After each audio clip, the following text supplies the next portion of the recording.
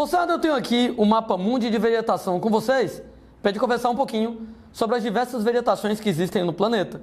Algumas marcações que eu queria deixar bem claro: linha do Equador, Trópico de Câncer no hemisfério norte, Trópico de Capricórnio no hemisfério sul, Círculo Polar Ártico no hemisfério norte, Círculo Polar Antártico no hemisfério sul. E, gente, quando você pega aqui a linha do Equador, exatamente a região do planeta onde você tem mais luz, devido à alta luminosidade, altas temperaturas, alta taxa de evaporação da água e automaticamente muita chuva. Ou seja, tudo aquilo que é necessário para a fotossíntese bombar. Eu tenho muita luz, altas temperaturas e muita água. E a fotossíntese bombando, eu tenho duas consequências: vegetações de altíssima biodiversidade, ou seja, uma grande variedade de espécies, vegetações de altíssima densidade, um grande número de indivíduos por unidade de área. Que vegetação é essa que acontece sobre a linha do Equador, onde você tem uma altíssima biodiversidade, uma altíssima densidade de vegetação? Estou falando de florestas tropicais, também chamadas florestas equatoriais, florestas úmidas, florestas pluviais, florestas ombrófilas. Ombro querendo dizer chuva. Gente, no mapa, estou marcando de novo aqui a linha do Equador, as vegetações marcadas em verde, né?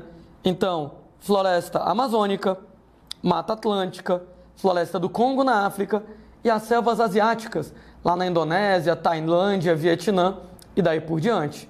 Devido ao regime de ventos nessa área, os ventos, eles vão levar a umidade dos trópicos para cima do Equador. O vento, ele vai levar a umidade dos trópicos para a linha do Equador. O resultado, que devido à ação dos ventos, levando a umidade para cima do Equador, as chuvas se concentram sobre o Equador. Aliás, eu estava comentando que no Equador chove muito, porque devido às altas temperaturas, você tem uma alta taxa de evaporação da água, então forma muita nuvem de chuva, mas também tem a ver com os ventos. Só que tem um detalhe, né? Já que os ventos estão levando as chuvas para cima da linha do Equador, entre o Trópico de Câncer e o Equador, a quantidade de chuvas ela já vai ser menor. Entre o Trópico de Capricórnio e o Equador, a quantidade de chuvas já vai ser menor. E o resultado, você já vai ter uma vegetação que ela é bem menos rica do que a floresta tropical. Estou falando de campos, né? Enquanto nas florestas eu tenho um predomínio de árvores, que são plantas de grande porte, nos campos eu tenho um predomínio de arbustos de médio porte e de ervas de pequeno porte. Sendo que os campos aparecem em regiões onde, de modo geral, a disponibilidade de água ela vai ser menor. Duas versões dos campos, né? Campos sujos, onde eu também tenho árvores, daí você pode notar em amarelo claro, como por exemplo, né, os cerrados brasileiros, né, a caatinga aqui no Brasil, as savanas africanas, lembrando inclusive, né, que campos sujos podem ser chamados genericamente de savanas.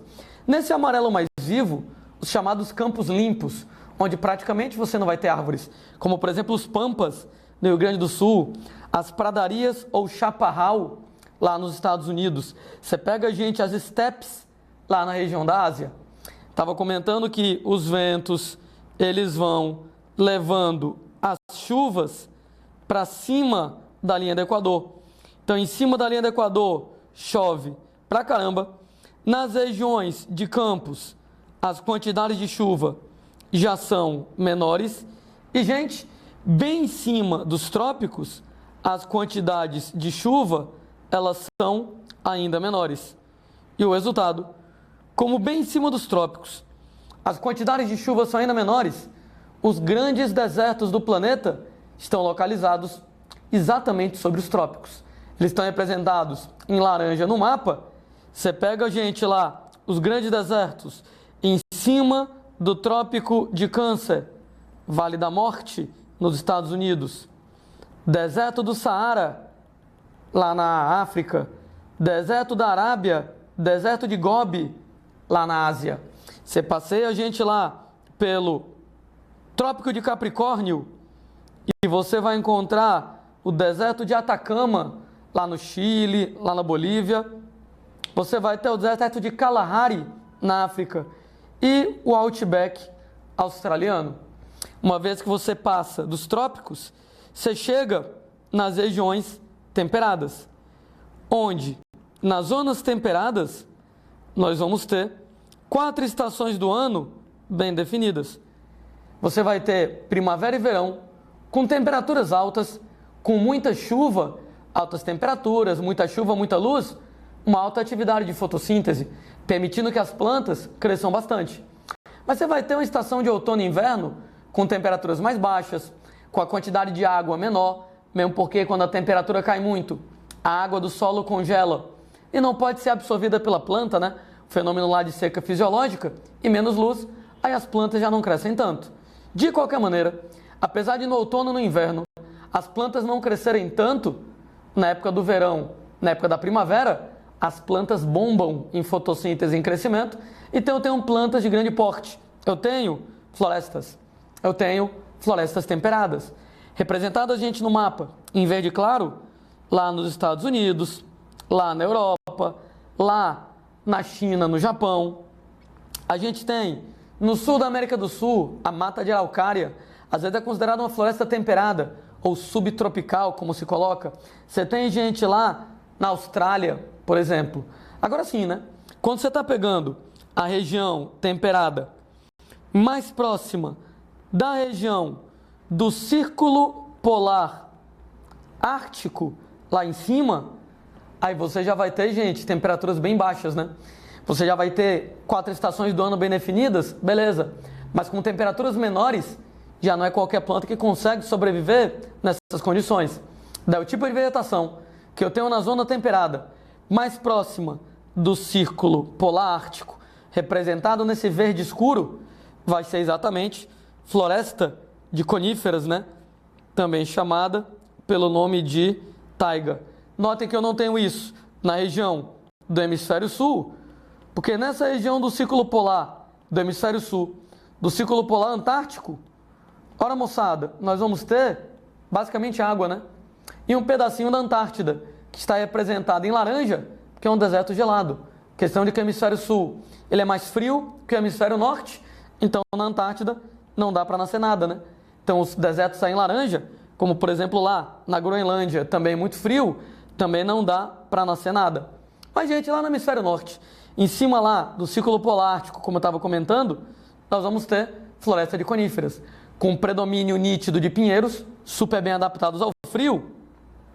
Canadá, Alasca, Rússia, norte da Europa. Lembrando, floresta amazônica, essa jovem aqui, ela é a floresta mais rica do mundo em biodiversidade, é a que tem maior densidade de vegetação, mas não é a maior floresta do mundo em área ocupada. A maior floresta do mundo em área ocupada é exatamente a taiga russa. Olha o tamanho dessa desgraça, porque ela pega lá a Rússia e pega também o norte da Europa. Na verdade, ela se continua com Alasca, Canadá, uma parte dos Estados Unidos, e aí vai. Ou seja, moçada, nós temos que ela é a maior vegetação do planeta, mas uma vegetação relativamente pobre, né? Uma vegetação onde basicamente só tem pinheiros. Acima, gente, do Círculo Polar Ártico, essa vegetação acinzentada, que é exatamente a vegetação de tundra. Essas regiões, moçada, são extremamente frias, onde o inverno dura 9 meses por ano, um inverno tão frio, onde nada consegue nascer, está tudo congelado. Nos 3 meses de verão, aí você tem que parte do solo derrete, e nesses 3 meses de verão, nós temos uma vegetação rasteira à base de musgos e líquens, em cinza, no norte da América do Norte, sul da Groenlândia, norte da Europa e norte, moçada, lá da Rússia. Mas, como eu comentei, isso no hemisfério norte, né? Floresta de coníferas e tundra, basicamente, no hemisfério norte. Por quê? No hemisfério sul, a zona do Círculo Polar Antártico, ou tá lá, gente, em cima dos oceanos, ou tá na Antártida, um grande deserto gelado, como, por exemplo, lá na Groenlândia, outro grande deserto gelado, na maior parte da sua extensão.